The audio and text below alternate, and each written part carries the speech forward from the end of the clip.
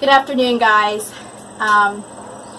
So, as like most of the country here in West Virginia, we have had a horrible heat wave the past 3 days. And, you know, I was getting cleaned up to go to town today, and I thought, you know, I'm going to get on here and do a video because this is probably the only time this week I'm actually going to be cleaned up. So here I am. I apologize if the sheep get a little noisy. They never understand Mondays. The lumberjack's home on the weekend, and he feeds hay all the time. I don't do the hay. And they don't understand why Mondays they don't have hay before 6 o'clock at night, and they protest all day long. So I apologize for them.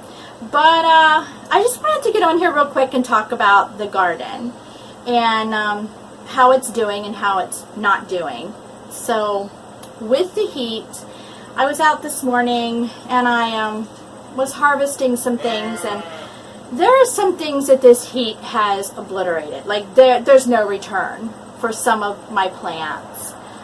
For most things, though, we're doing pretty good. We're canning green beans and we're canning tomatoes, and it was a really great onion and pea harvest this year. And cucumbers were good, and you know, for the most part, things are doing pretty well. My tomatoes are struggling. And partially that's my fault. I started all new varieties this year, and I should have known to go with some older varieties that I have grown here before. They're producing, they're giving us what we need, but they're just not as good as they have been in years past. But I wanted to talk to you about some summer squash. So again, I was out harvesting today, and I thought, you know, I just want to share with you some of my favorite summer squashes to grow. And of course, the first one is your zucchini. I mean, this has, I don't even know how many names this zucchini can have, but you know, you're just typical bush zucchini. And if you're anything like me, so the garden comes in the spring, right? And you've got some yummies to enjoy. You've got some lettuce and onions, and peas come kind of early, but this right here, this is the meat of it for me. This is the first real substantial vegetable that I can actually make a substantial meal from. And when I see the first blossom of this zucchini flowering, I get so excited. I'm like hovering over it, just waiting on it to get big enough that I can harvest it. What happens next is they don't stop becoming plentiful. I mean, they're like pumping out the zucchini, and you can't give them away. There's only so much you can do with them, and we're eating them every day in every way, and I'm tired of them. By the time these are done, I'm just sick of them. And this is a bush type. It's a really, I mean, I love it. I'll forever grow it. But what happens for me is about a week to 2 weeks after these stop producing fruit, that I'm like, I miss my zucchini. I miss my summer squash. You know, we've got all these beautiful winter squash out here growing, but I really crave a summer squash. So what I've done in the past few years is I plant several varieties. And this is, of course, the first to come in. I don't have the second one that comes in for me because it didn't make it well through the heat. However, it has been my favorite summer squash. It is called the Black Forest corugette. And I'll put a picture here at the end of one that I harvested. And when in the picture, you're going to notice it's huge. I don't let them go that big to eat them, but it was one that we kept for seed, so it's very large. But I'll put that here at the end. I'll also link down below all of the varieties and where I get them. The Black Forest corugette I got from a company in the UK. And I have to tell you, of all the seeds that I planted from them, they have been phenomenal. They have been 100% germination, very hardy, just amazing seeds. But this corugette, it's a beautiful oblong shape. It's almost black. Very meaty, not very seedy. You want me to tell them how bad you are, Abby? You'll be good. And you want to go outside? Sorry about that.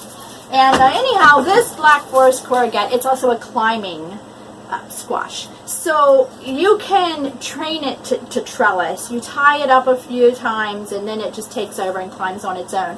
And I like that about it. It comes in about a week before these go out. And it lasts, oh, I don't know, it'll last me, if it wouldn't have been for this heat, it usually lasts me about 2 weeks longer than these. So the next one that I have is called a table dainty squash. I want to tell you something. I'll forever grow these table dainties. I love these. You can see they're not real big. They're beautiful. They trail though. They will trail forever, which I don't really like about it because I'm chasing after them. But we love these. Now these are just starting to come in for me when the traditional zucchini is done. These are just starting to come in. And these don't last too terribly long though, but they'll last me into about the middle of August. We like to cut these in half and make zucchini boats out of them. But they're really yummy. And the next one that we grow is called a Desi squash. Now, this is a bush. And this will last me, these are again just now coming in when the other traditional zucchinis are done. This will last me probably the same amount of time as this, into the middle to the end of August. And these are really nice. These are not huge. You can see they're just nice little palm size. They're round. They are very solid, not a lot of seeds, and we love these as a sliced fried zucchini. This is the Desi. And the last one that I have here today, now this one looks pretty rough, but we've been saving it for seed, so it's kind of getting a little dry. This is called the Ronde De Nice, and I'm probably saying that wrong, but this is a trailing, it's a vining squash, and I'm pretty sure that this could also be a winter squash if harvested at the right time. We harvest it early and make it a summer squash, but I'm fairly certain this would be a really good winter squash also if you left it go and then cured it for the winter. And I might try that next year. But this one, this will last me, this will give me squash until the first frost. So we like to take these and take the top off and clean them out the inside and stuff them and bake them in the oven. It just makes a really nice presentation too on a table. But this is the Ronde De Nice, and you know, I hope some of this encouraged you to branch out of the traditional zucchini and try a few different summer squashes. Like I said, I'll share them below, and if you have any other summer squashes you try that I didn't share with you, let me know, because I'm open to all different. We do have another one this year called the Odessa, but it hasn't germinated very well, and it's a really slow grower for me.